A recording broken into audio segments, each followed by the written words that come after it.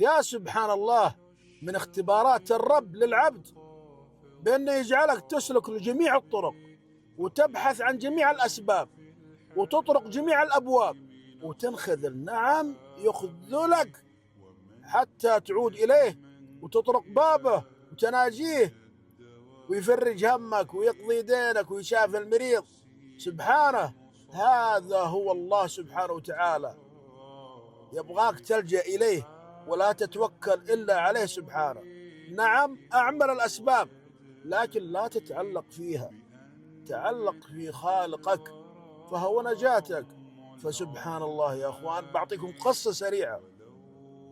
يوم من الأيام كنت أمر بضائقة مالية صعبة، أقسم لك بالله صعبة، وعندي قناة في البرنامج الأحمر نسيتها. الأرباح فيها تتجمع تتجمع تتجمع، والله العظيم والله العظيم ما كنت أدري عنها. رحت أتسلم من فلان ويتعذر مني، كلمت كم شخص أقول طالبك فزعة ويتعذرون منك، وسبحان الله سبحان الله تجيني رسالة من جوجل: تم إيداع المبلغ الفلاني، يفرج الله همي. شوف، يسخر لك الأسباب وأنت لا تدري.